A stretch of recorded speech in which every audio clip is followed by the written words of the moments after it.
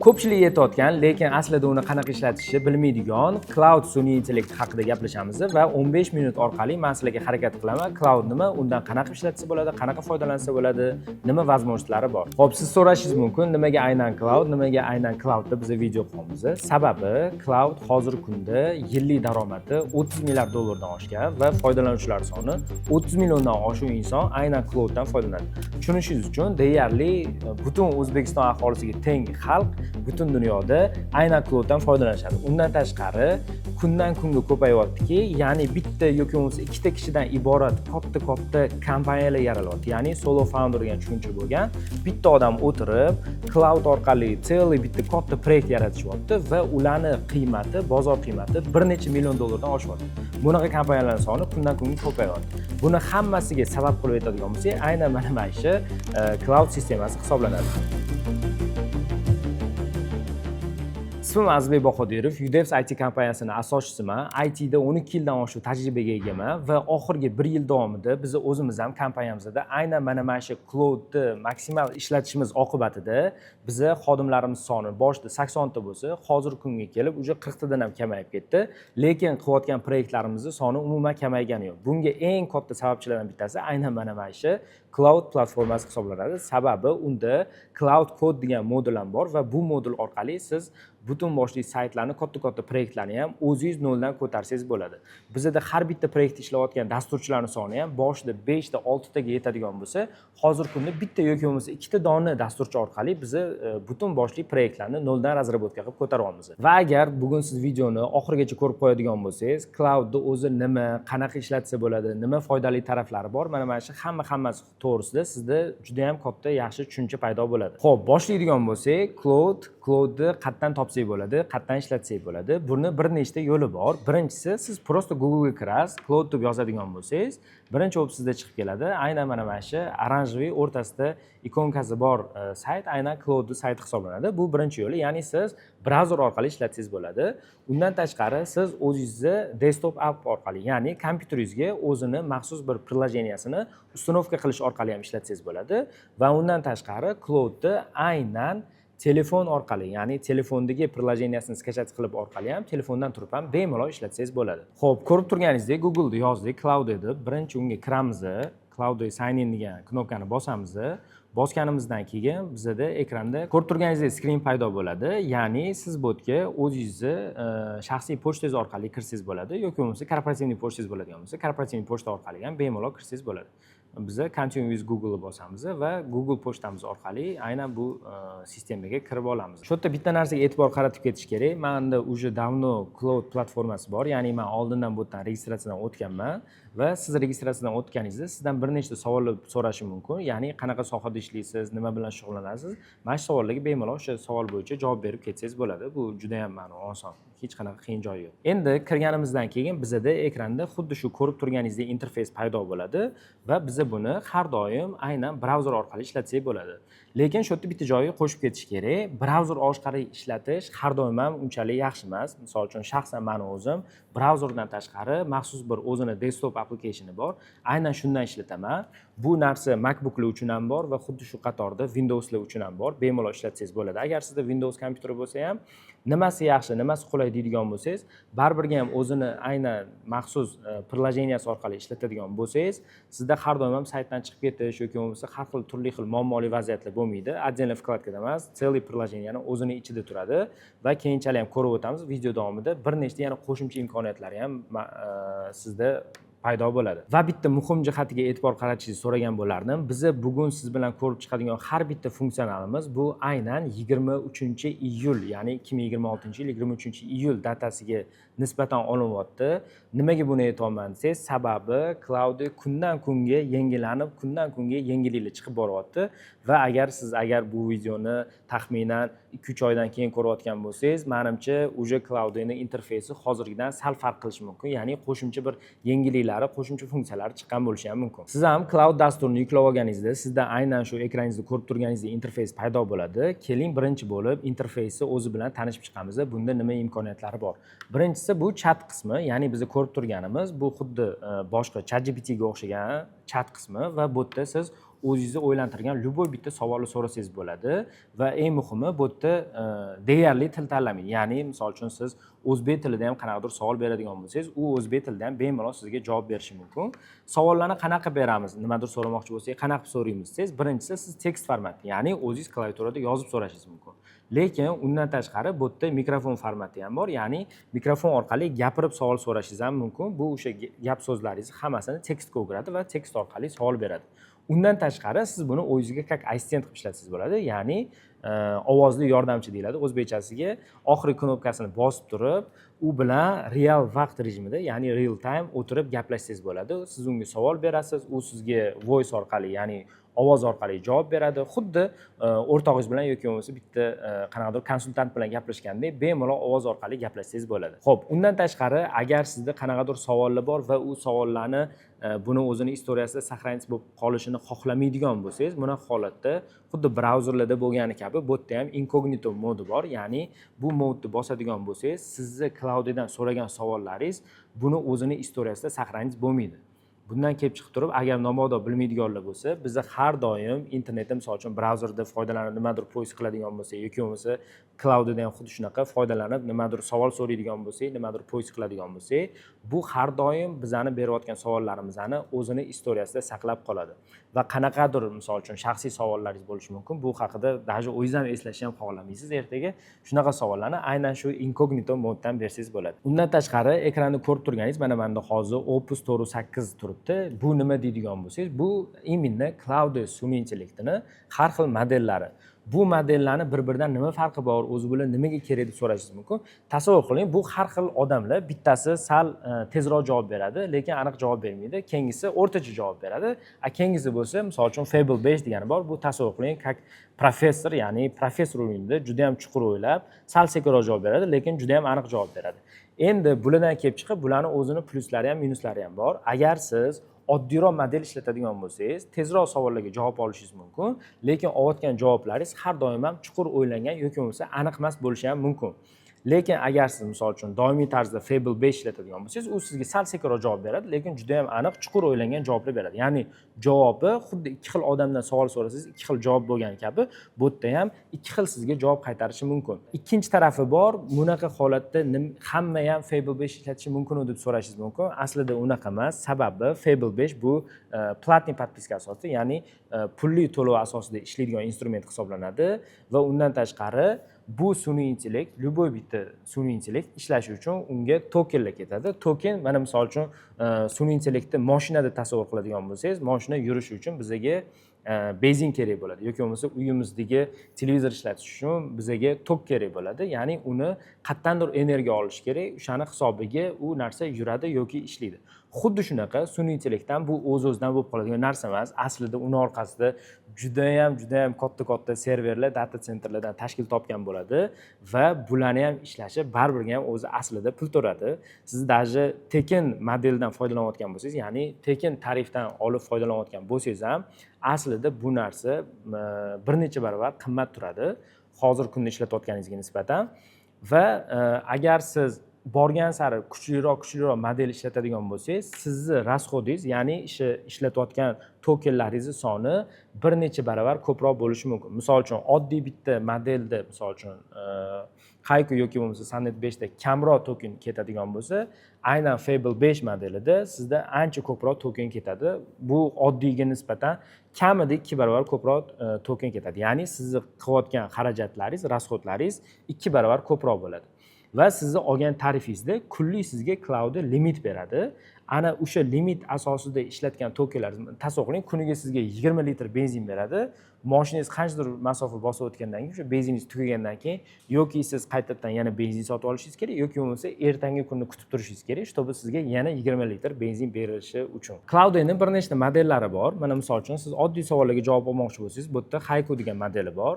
O'rtacharoq savollar bo'lsa Sonnet, kundalik misol uchun sal ko'proq o'ylabroq javob beradigan bo'lsa Opus va juda ham qiyin, juda ham murakkab savollaringiz bo'lsa va unga juda ham aniq javob olmoqchi bo'lsangiz, aynan Fable 5 modelini ishlatsangiz bo'ladi. Faqat bu yerda ishlatilayotgan tokenlarning soni ham aynan shu model ishlatayotgan modelingizga qarab turib har xil расход qilinadi, ya'ni ishlatilinadi. Bundan tashqari bizada imенно modellarni tanlash qismiga keladigan bo'lsak, bu yerda imенно effort degan moduli bor. Ya'ni bu nima degani? Siz qanaqadir savol beradigan bo'lsangiz, bu savolingizga qanchalik u layoqatli yondashdi desak ham bo'ladi. Ya'ni, misol uchun low qiladigan bo'lsangiz, u ishlatadigan, beradigan mehri kamroq bo'ladi va javobingiz ham shunga nisbatan soddaroq, yomonroq bo'lishi mumkin oladigan javobingiz. Yoki bo'lmasa siz maxga qo'yadigan bo'lsangiz, har doim sizga aniq-tiniq javoblar beradi. Undan tashqari thinking degan modini yoqib qo'yadigan bo'lsangiz, u nimadir qanaqadir katta zadachalar qilishdan oldin bitta o'zi yana bir marta o'ylab, ana o'shandan keyingina bu zadachalarni bajarishi mumkin. Xo'p, bundan tashqari chat orqali yana aynan qanaqa imkoniyatlar bor, qanaqa возможностьlar bor, bularni ham ko'rib chiqamiz. Siz chatda faqat tekstdan tashqari turli xil fayllar yuklashingiz ham mumkin. Mana misol uchun sizda qanaqadir bitta dogur bor, u Word faylida. Word fayl hammasini olasiz, bunga yuklaysiz va u faylni qabul qilib olgandan keyin o'shani ichini ko'rib chiqish imkoniyatiga ham ega. Yoki bo'lmasa har xil rasmlarni обработка qilishingiz mumkin, yoki bo'lmasa PDF, Excel shunga o'xshagan har xil fayllarni ustida ham har xil amallar bajarish mumkin. Bu shunaqa fayllarni ham o'ziga bemalol qabul qiladi. Undan tashqari dunyodagi juda ham ko'plab sun'iy intellektlarga o'xshab, aynan Cloud ham rasmlarni tushuna oladi, taniy oladi va ularni qabul qila oladi. Misol uchun siz qayerdadir nimadir uchratib qoldingiz, qanaqadir bir xitoycha tilda yozilgan tablichka bo'ladigan bo'lsa, siz uni rasmga olasiz va Cloudga yuklaysiz va bu yerda nima deb yozilganini so'raydigan bo'lsangiz, u sizga bu tekstni juda ham chiroyli qilib tarjima qilib beradi. Undan tashqari bizani chatimizda plus knopkani bosadigan bo'lsak, bizda research va web search degan funksiyalari ham bor. Web search bu xuddi Google poistga o'xshagan hozirgi kundagi bo'layotgan narsalarni internetdan real vaqt rejimida tortib kelish. Misol uchun, kecha futbol necha bo'ldi, finalda kim yutdi deb so'raydigan bo'lsangiz, aynan web searchdan foydalanganingiz yaxshi.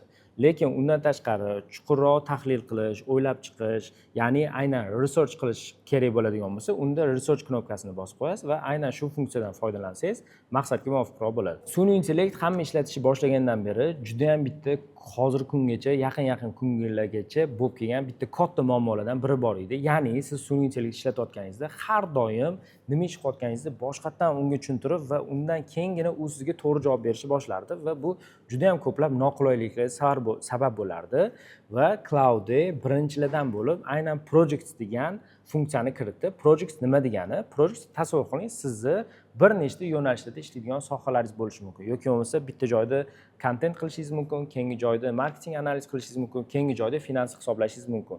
Aynan shunaqa joylarda siz o'zingizga kerakli proyektlarni create qiladigan bo'lsangiz va aynan o'shalardan kelib chiqib turib, Cloud sizga javob berishi yana ham osonlashadi.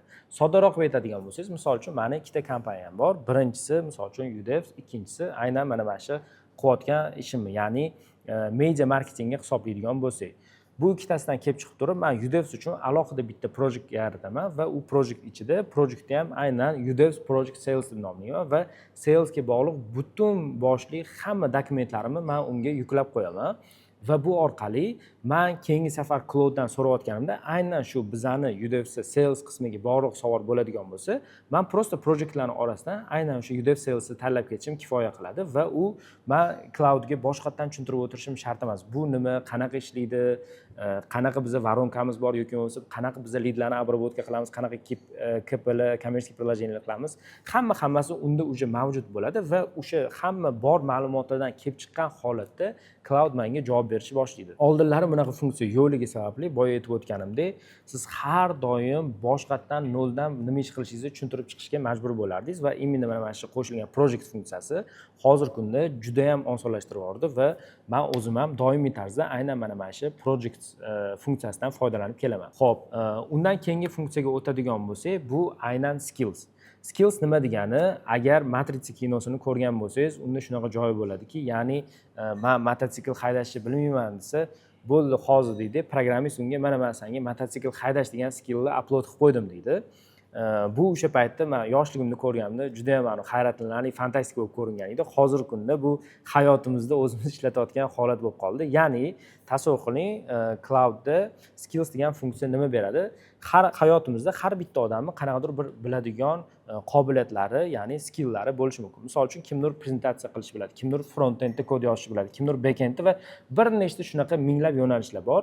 Aynan shundan kelib chiqqan holatda cloudda ham xuddi shunaqa qobiliyatlarni unga qo'shib qo'ysangiz bo'ladi. Ya'ni misol uchun biz bunga presentations degan skills qo'shadigan bo'lsak yoki bo'lmasa marketing degan skills qo'shadigan bo'lsak va savol berayotganimizda aynan mana shu skillsni ishlatib foydalangin deydigan bo'lsak, bu aynan o'sha skillsdan kelib chiqqan holatda bizga qilib beradi. Misol uchun hozirgi vaqtda cloudni o'zidan ham prezentatsiya qilib bering deb so'rasangiz bo'ladimi? Ha, albatta bo'ladi.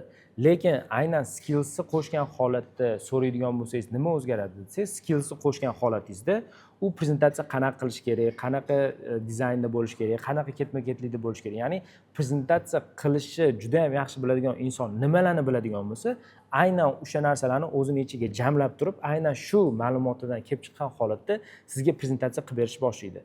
Aynan mana shu sababli cloudni ishlatadigan odamlarning rezultati doimo ikkiga bo'linib qoladi. Ya'ni skills bilan cloudni ishlatadiganlar juda ham boshqacha rezultat olishadi. Bir xil savollar o'zidan va skillsiz cloudni ishlatadiganlar aynan umuman boshqacha rezultat olishadi va ko'p holatlarda afsuski bu olayotgan rezultatligi ularni qoniqtirmaydi. Endi shundan kelib chiqib oladigan bo'lsangiz, siz уже project qo'shdingiz, kerakli skillni qo'shdingiz va mana shu narsadan kelib chiqib turib zapros beradigan bo'lsangiz, ya'ni savol beradigan bo'lsangiz, siz xohlaganingizdek, siz kutganingizdek cloud sizga javob beradimi?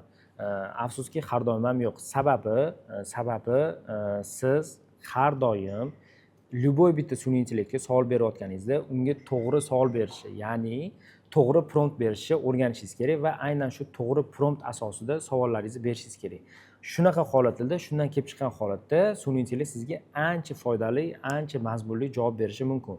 Endi siz aytishingiz mumkin, prompt nima degani o'zi, men promptni bilmayman, qayerdan qanaqa prompt yozsa bo'ladi deydigan bo'lsangiz, bu haqida bizda alohida video qilingan. Bu videoni biz opisaniyada qoldirib ketamiz. Opisaniya orqali bu videoni bemalol ko'rib chiqishingiz mumkin. Keyingisiga o'tadigan bo'lsak, bu bizda artefaktlar. Artefaktlar nima deydigan bo'lsak, soddaroq tushuntiradigan bo'lsak, bu siz o'zingiz cloud orqali yasagan mini приложениялар deb aytadigan bo'lsangiz bo'ladi. Misol uchun, sales отдел uchun hisob-kitob qiladigan qanaqadir bir KPI kalkulyator bor. Aynan mana shu kalkulyatorni siz aynan shu artefaktlar orqali yasasangiz bo'ladi. Bundan tashqari siz kunlik tarzda ishlatadigan qanaqadir mini приложенияларingiz bo'lishi mumkin, o'zingizga kerakli instrumentlar bo'lishi mumkin. Bularni hammasini aynan shu artefaktlar orqali ishlatsangiz bo'ladi. Undan tashqari bizda schedule degan forma ham bor. Bu nima degani? Siz misol uchun hafta davomida bir haftada bir marta yoki bo'lmasa har kuni bir martadan qiladigan qaytariluvchi zadachalaringiz, ya'ni tasklaringiz bo'lishi mumkin. Bunaqa vazifalaringizni aynan schedule orqali nastroyka qilsangiz va shu orqali qaytariluvchi qilsangiz bo'ladi. Agar siz qaysidir joyda tushunmay qolayotgan bo'lsangiz, qaysidir joyda qiynalib qolayotgan bo'lsangiz yoki artefaktni qanaqa ishlataman yoki bo'lmasa scheduleni qanaqa ishlataman deb so'ramoqchi bo'lsangiz, marhamat, cloudni o'zidan so'rasangiz, ya'ni misol uchun buxgalterman, buxgalter sifatida menga qanaqa artefaktlar kerak bo'lishi mumkin yoki bo'lmasa menga aynan qanaqa scheduleni nastroyka qilib bera olasan deb so'raydigan bo'lsangiz, cloudni o'zi ham sizga bemalol yordam berishi mumkin. Ya'ni nimadir qanaqadir ideya kelmayotgan bo'lsa, o'zidan so'rasangiz, o'zi ham sizga albatta yordam bera oladi. Undan tashqari, cloudni yana bitta juda ham zo'r bo'lgan, men o'zim ham постоянно foydalanadigan funksiyalardan bittasi bu connectors. Connectors nima degani? Biz umrimiz davomida faqatgina bitta dona clouddan foydalanmaymiz. Clouddan tashqari boshqa bir nechta instrumentlardan foydalanamiz. Aynan shunaqa holatlarda siz connectors orqali cloudda bor приложенияларga bu narsani cloudni ulab qo'ysangiz bo'ladi. Misol qilib aytadigan bo'lsak, men o'zim doimiy tarzda YouTube kalendardan foydalanaman. Bu yerdan men topaman, Google kalendar degan konnektor bor, uni bir marta ustiga bosib, galchka qo'yib qo'yadigan bo'lsam, doimiy tarzda meni kalendarimdan kelib chiqqan holatda o'zi schedule qilib berishi mumkin yoki bo'lmasa, meni kalendarimdan kelib chiqqan holatda menga javoblar berishi mumkin. Misol uchun Google kalendar ulagandan keyin men ertalab turishim mumkin-da, bugun nima, kimlar bilan strechalarim bor deb so'raydigan bo'lsam, u aynan mana shu connectors ulanganligi hisobiga menga xuddi integratsiya bo'ldi deb hisoblaydi-da va bugungi bor mitinglarimni chiqarib beradi. Yoki bo'lmasa bu teskarisiga ham ishlashi mumkin. Men prosta cloudga kiraman va bugun kechki payt soat 12 da yoki bo'lmasa bugun kechki payt soat 9 da kimdir bilan ujunim bor, misol uchun do'stlarim bilan birga ujun qilishim kerak, men bunaqa joyda deb aytadigan bo'lsam, u o'zi avtomatik tarzda meni kalendarimga kirib turib, o'sha mitingga create qilish mumkin. Ya'ni mitingni yasab, kerak bo'lsa mani do'stlarimga bu invite'larni tashlab qo'yishi mumkin. Unaqa ko'p vaqt bo'lmadi. Cloud'da juda ham bitta zo'r funksiya qo'shildi va aynan mana shu funksiya qo'shilgandan keyin biz o'zimizni ichki komandamizda ham katta o'zgartirish kiritdik. Ya'ni bu Cloud Design degan funksiya va bu funksiya qo'shilgandan keyin siz o'zingiz professional dizayner sifatida prezentatsiya qilishingiz mumkin yoki bo'lmasa har xil saytlarni yoki bo'lmasa mobilniy приложенияларni dizaynini juda ham professional uровеньda qilishingiz mumkin va aynan shu funksional chiqqandan keyin dunyodagi eng juda ham zo'r bo'lgan ko'pchilik biladigan Figma degan instrument bor edi. Srazu aksiyalari tushib ketdi. Sababi odamlar уже Figmaga kirib, Figmada noldan ruchkada yoki bo'lmasa qo'lda chizishi umuman shart emas. Ular уже faqatgina shu Cloud Design orqali xohlagan saytini yoki bo'lmasa приложениясini chizishi mumkin, xohlaganicha o'zgartirishlar kiritishi mumkin. Va Cloud'ni o'zi ham buni nomladiki, bu Figma killer deb nomlashdi, hazil qilib, ya'ni Figmani ishlatadiganlar bo'lsa, mana biz Figmani o'ldiramiz, ya'ni bizani funksiyani o'zini ishlatinglar, bu yog'iga sizlarga hech qanaqa Figma yoki shunga o'xshagan instrumentlar kerak emas deb nomlashdi. Xuddi shunaqa dizaynga kiradigan bo'lsak, biz UI UX dizayndan tashqari slaydlar yaratishimiz mumkin. Har xil wireframe'lar, animationlar, mockuplar qilishimiz mumkin. Biz o'zimiz kompaniyamizda qanaqa o'zgarish qildik deb so'raydigan bo'lsak, bizda oldin aynan dizaynerlar mobilniy приложенияларni, saytlarni dizaynini chizardi. Aynan mana shu funksional paydo bo'lgandan keyin biz buni skilllar bilan yaxshilab o'zimizga to'g'rilab o'qitganimizdan keyin biz kompaniyamizdagi ishlaydigan dizaynerlarning sonini bittaga qoldirdik va tez kunda u dizayner ham ishdan ketadigan bo'lsa, bizda umuman hech qanaqa inson sifatida dizayner qolmaydi, lekin biz pulni aynan Cloud'ga to'laymiz, ya'ni Cloud Design orqali biz dizayn qilishni davom ettiraveramiz. Qiziq bo'ladigan bo'lsa, men aytib ketishim mumkin, nima farqi bor? Mana dizayn ishlatar ekansiz, haqiqiy xodim sifatida va Cloud Design bor ekan. Bir-biridan rezultati qanchalik farq qilyapti? Bu o'zi baribir sun'iy intellekt bo'lsa, yaxshi rezultat qilib beryaptimi? Yo'q desangiz, unaqa emas. Bitta savol berganingizda sizga juda ham zo'r rezultat qilib bermaydi va men sizga aytib ketaman, xuddi shunaqa dizayner ham bitta aytganingizda sirazu sizga bunaqa rezultat qilib bermaydi. Farqi nimada deydigan bo'lsangiz, men rahbar sifatida aytishim mumkin. Eng katta farqi bu siz bilan hech qachon sporlashmaydi. Ya'ni aytganingizda sirazu momentalni qiladi va siz juda ham qisqa fursatda oxirgi rezultatni olishingiz mumkin. Misol uchun bir marta menga mana bunaqa sayt chizib bergin deb aytadigan bo'lsangiz, dizayner sizga buni kutib turishingiz kerak. U inson sifatida, misol uchun dam olaman deydi, uxlayapman deydi yoki bo'lmasa ishga kelgan bo'lsa boshqa zadachlarim bor deydi. Sizni rezultat olishingiz juda ham cho'zilib ketadi. Lekin rezultat olganingizdan keyin baribir ham siz unga qanaqadir korrektirovkalar berasiz. Cloud Design nima zo'r deydigan bo'lsangiz, siz nimadir sayt dizayn chizib bergin desangiz, 5 minutda sizga sayt dizayn chizib beradi va siz unga yana korrektirovkalar berasiz. Oxir-oqibat yarim soat ichida sizning qo'lingizda уже deyarli tayyor sayt paydo bo'ladi. Как dizayner sifatida nima foydali borligini ko'rib chiqdik. Endi biz sizlar bilan assistent sifatida, ya'ni o'zingizni misol uchun shaxsiy assistentingiz yoki bo'lmasa sekretariy sifatida qanaqa ishlatsangiz bo'ladi, coworker qanaqa xodimiy sifatida ishlatsangiz bo'ladi, buni ham ko'rib chiqamiz. Cloud'da juda ham zo'r funksiya qo'shilgan. Bu cowork deb nomlanadi. Buni chatdan asosiy farqi nimada bo'ladi desangiz, buni eng katta farqi cowork sizni kompyuteringizga to'laqonli dostуп oladi va o'sha dostуп orqali bu faqat chat qismida sizga javob bermaydi. Misol uchun mana joyda, mana papkada mana bunaqa fayl saqlanib qilganman.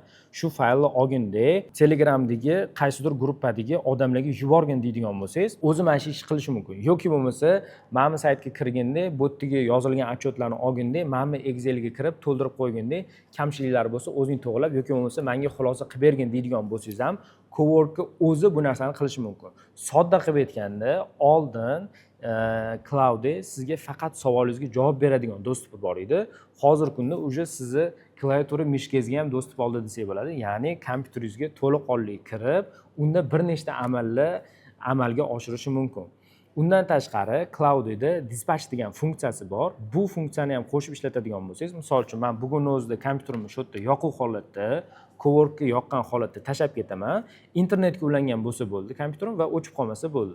Va o'zim telefondan turib, telefondan savol beradigan bo'lsam, ya'ni kompyuterimda turgan oxirgi Excel faylni menga tashab bergin yoki bo'lmasa mana Excel faylni olganda, mana joylarni o'zgartirganda, keyin palonchi okaga tashab qo'ygin deydigan bo'lsam ham, bularni hammasini qilsa bo'ladi.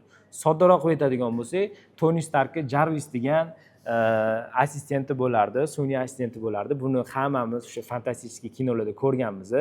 Xuddi shunga o'xshagan holatga уже bizni deyarli kelib bo'ldik deb hisoblasanglar ham bo'ladi. Undan tashqari Cowork'ni yana bitta zo'r imkoniyatlardan bittasi, Cowork'ni o'zini tayyor plagini bor, ya'ni Chrome'dagi plagin qilib ustanovka qilsangiz bo'ladi. Ya'ni Chrome brauzeriga o'zini plaginni ustanovka qiladigan bo'lsangiz, siz qaysidir saytda o'tirgan bo'lsangiz, misol uchun realniy keysdan aytadigan bo'lsak, misol uchun bizga ofis kerak. Biza misol uchun Yunusobod rayonida ofis qaryapmiz va odatda bunaqa ofislarni biza o'lik saytiga kirib, o'tirib, soatlab, kunlab qidirib qarashimiz mumkin. Mana shunaqa holatda men prosta o'lik saytiga kiraman va cloudga yozaman, prompt yozaman. Men unda aytamanki, misol uchun menga Yunusobod rayonidan taxminan 200 kvadratga teng bo'ladigan, etajini umuman farqi yo'q, remonti bilan tayyor holatda ofis topib ber va ularni narxini chiqarib ber deydigan bo'lsam, bu menga to'laqonli hammasini yig'ib, spiska qilib, eng menga mos keladigan variantlarni qilib beradi va bu uchun men alohida bunda o'tirishim, o'zim titkilashim, qidirishim umuman kerak emas. Undan tashqari, boshida aytib o'tganimdek, bizda oldin ko'plab xodimlar ishlardi. Hozirgi kunda bularning soni kamaygan, lekin razrabotka qiladigan proyektlarimiz soni oshib ketgan. Bunga o'zi nima sabab bo'ladi, nima sabab bo'lyapti deydigan bo'lsangiz, aynan cloudda chiqarilgan kod funksiyasi, ya'ni cloud kod orqali hozirgi kunda dunyodagi judayam ko'plab programmistlar aynan shu funksiyadan foydalanishadi va siz ko'rayotgan hozirgi kundagi judayam ko'plab chiqayotgan update'lar, saytlar yoki bo'lmasa va hokazo har xil prilojeniylar aynan cloud kod orqali yasalyapti. Nimaga asoslanib aytaman desangiz, cloudda boshida aytib o'tganimdek yillik daromadi 30 milliard dollardan tashkil topadigan bo'lsa, uni 55% qismi bu enterprise, ya'ni bizneslar buni sotib olgani uchun. Bizneslar nimaga sotib oladi, nimaga asosan ishlatyapti deydigan bo'lsangiz, dunyoda eng aksariyat insonlar, eng ko'pchilik aynan shuni cloud kod degan funksiyasi uchun, ya'ni kod yozib bera olish qobiliyati uchun ishlatishyapti. Buni oddiy foydalanuvchi sifatida o'zingiz ishlatmoqchi bo'lsangiz, imkoniyati bor, lekin boshlanishiga sal qiynalishingiz mumkin. Lekin dasturchilar bo'ladigan bo'lsa, meni so'zimni tasdiqlashadi. Cloud kod orqali o'sha dasturchilar uchun bu juda ham bir jannat misolida aytsak bo'ladi. Ya'ni aytilgan nima xohlaydigan bo'lsa, nima ish etadigan bo'lsa, hammasini cloud kod orqali juda ham tez, juda ham zo'r qilib amalga oshirish mumkin va eski yozib ketgan proyektlar bo'ladigan bo'lsa ham, ularni ham yangilab olish mumkin. Uni ustida ham amalga oshirishi mumkin. Agar videoni ko'rayotganlar orasida tadbirkorlar bo'ladigan bo'lsa va sizlar anchadan beri o'ylab yuribsizlar, biznesingizga sun'iy intellektni tatbiq qilmoqchisizlar, o'zingizlarning biznesingizda sun'iy intellektdan foydalanib, sun'iy intellekt asosida biznes qurmoqchisizlar va biznesingizlarni kengaytirmoqchisizlar, lekin buni nimagadir va qaysidir sabablarga ko'ra amalga oshira olmayapsizlar. Aynan shunaqa insonlar uchun bizda maxsus taklif bor. Biza Udevs kompaniyasi 7 yildan beri bozorda ishlab kelamiz. Hozirgi kungacha 150 tadan oshiq produktlar razrabotka qilib reliz qilganmiz. Ekraningizda ko'rib turgan hamma kompaniyalar bizani klientlarimiz hisoblanishadi va aynan sizda shunaqa sun'iy intellektni o'zingiz biznesingizga tatbiq qilmoqchi bo'lsangiz yoki bo'lmasa tatbiq qilish niyatingiz bor, qanaqa qilib ishlatishni ham, nima ish qilishni ham bilmayotgan bo'lsangiz, hech qanaqa muammosi yo'q. Shaxsan meni o'zimdan bepul konsultatsiya olish uchun mana shu videoning tagida linkdan havola qoldiradigan bo'lsangiz yoki ekraningizda ko'rib turgan nomerlarga telefon qiladigan bo'lsangiz, shaxsan meni o'zim siz bilan gaplashaman, bepul konsultatsiya qilaman va biznesingizda qaysi joylarda biz sun'iy intellektni tatbiq qilishimiz mumkinligi bo'yicha ko'rib gaplashib va uni amalga oshirib berishimiz ham mumkin. Agar siz ham ofisda ishlayotgan bo'lsangiz, har xil soha mutaxassisi bo'lsangiz va o'zingizning sohangizda sun'iy intellektni ishlatishni o'rganmoqchi bo'lsangiz, unda bizda siz uchun juda ham zo'r taklif bor. Biza aynan sun'iy intellektni ishda qanaqa foydalanib, o'zingizni qilayotgan ishingizni, ishlatayotgan soatlaringizni kamaytirish mumkin yoki bo'lmasa topayotgan daromadingizni bir necha baravarga oshirish mumkinligi to'g'risida maxsus bir kurs tayyorlaganmiz. Bu kursda biz faqat cloud emas, boshqa bir nechta ko'plab sun'iy intellektlarni qanaqa ishlatish, qanaqa foydalanish va aynan ularni hayotda sizni imенно qilayotgan ishingizda qanaqa foydalanib, qanaqa ishlatib, effektivlikni qanaqa oshirish mumkinligi to'g'risida kurs tayyorlaganmiz. Bunaqa holatda siz kommentariyadagi link orqali ro'yxatdan o'tishingiz mumkin. Cloudda aynan qaysi funksiyalari sizga ko'proq ma'qul keldi yoki hayotingiz davomida aynan qaysi funksiyalardan ko'proq foydalanyapsiz? Albatta kommentariyada o'zingiz fikrlaringizni yozib keting. Bular biz uchun juda ham qiziq. Va agar sizga qilayotgan videolarimiz yoqayotgan bo'lsa, bizani like bilan, podpiska bilan qo'llab-quvvatlang va bunaqa videolarni qoldirib olmaslik uchun bizga albatta obuna bo'ling.